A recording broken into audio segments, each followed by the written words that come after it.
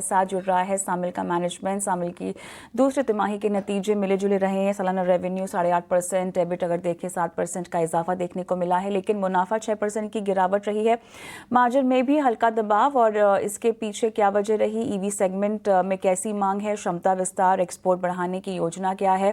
चर्चा करते हैं। सामिल के सीईओ पंकज मित्तल और कंपनी के सीएफओ कुणाल मिलानी हमारे साथ जुड़े हुए हैं। आप दोनों का स्वागत है। कुणाल, आपके पास आएंगे। सबसे पहले मार्केट ने यहाँ पर इस तरह की परफॉर्मेंस की उम्मीद नहीं की थी, लेकिन इतनी अनिश्चितताएं हैं टैरिफ्स को लेकर, विजिबल स्लो डाउन भी डिमांड में दिखाई दिया, लेकिन जो नंबर्स आए हैं काफ़ी स्ट्रांग रहे हैं। क्या काम किया है ऑपरेशनली आपके लिए?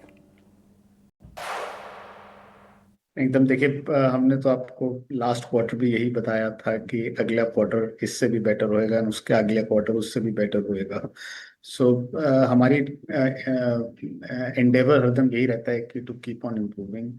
फर्स्ट क्वार्टर में सारे इम्पैक्ट आ गए थे टैरिफ रिलेटेड, जिसकी कोई मतलब नई चीज़ थी, जिसके लिए हमें बहुत सारे एफर्ट करने पड़े टू फाइंड आउट ऑल्टरनेटिव्स, जो हमने क्वार्टर टू में काफ़ी हद तक अचीव किया है। वो क्वार्टर थ्री क्वार्टर फोर में भी होएगा। अभी भी करीब हम 10 मिलियन का एडिशनल कॉस्ट कैरी कर रहे हैं, जो कि अगले फ्यू क्वार्टर्स में हम कस्टमर को पास थ्रू कर पाएंगे। इसके अलावा हमने अप्रैल में अपने पॉलीमर डिवीजन में स्पेसिफिकली कुछ ट्रांसफॉर्मेटिव मेजर्स भी लिए थे, क्योंकि प्रोडक्शन लेवल्स यूरोप के काफ़ी डाउन हो गए थे।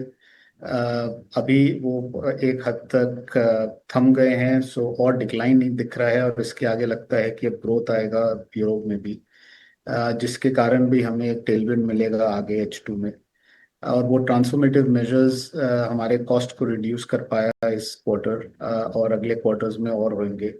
सो अगेन ये हमने पहले भी बताया था और हमने वो डिलीवर करके दिखाया। So teams have done a lot of बहुत अच्छे काम किए इसके पीछे में। एंड फाइनली ये सब में हमने अपने फाइनेंशियल डिसिप्लिन को नहीं छोड़ा। पंकज, आपके पास आएंगे, क्योंकि यहाँ पर कुणाल ने मेंशन किया कि दूसरी तिमाही जो है वो काफ़ी बेहतर रहेगी फर्स्ट हाफ के मुकाबले।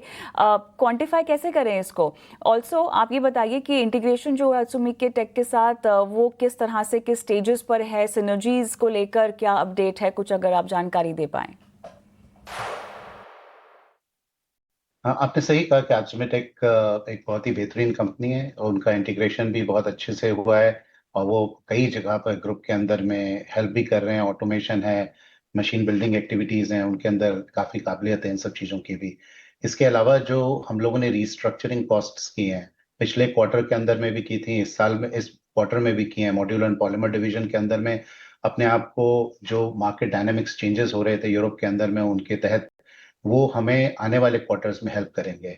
और उसकी वजह से हमारे रिजल्ट्स आपने देखा इस क्वार्टर के अंदर में भी बेहतर हुए हैं, आने वाले क्वार्टर्स में भी बेहतर होने चाहिए।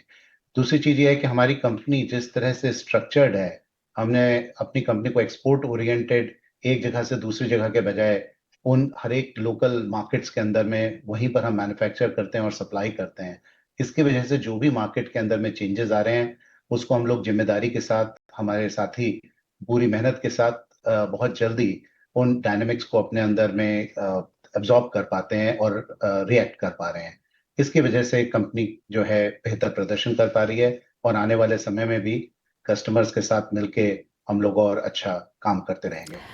बिल्कुल। आखिरी सवाल लेकर कुणाल आपके पास आऊंगी। ईवी शेयर जो है आपके ऑटोमोटिव ऑर्डर बुक में 24% पर आ गया है 22% के मुकाबले, लेकिन अभी जो रिफ्लेक्शन है, किस तरह का स्लो डाउन ईवी मोमेंटम में आप कहेंगे कि आता हुआ दर्ज होगा, और किस तरह से एक्सपेक्टेशन अब आगे के लिए हमें बांधनी चाहिए?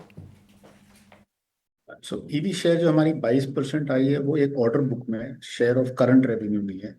टोटल ऑर्डर बुक की शेयर है 22%, जो 24 से घट के 22 हुई है।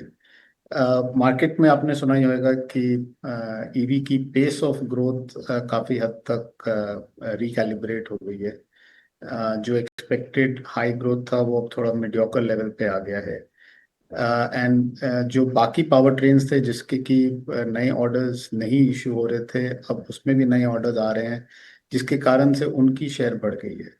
सो हमने कोई शेयर लूज नहीं किया है, जस्ट कि बाकी पावर ट्रेन्स के शेयर बढ़ गए हैं और ग्रोथ जो एक्सपेक्टेड था ईवीज में वो थोड़ा कम हो गया है। इस कारण से हमारी 24 से 22 हो गई है।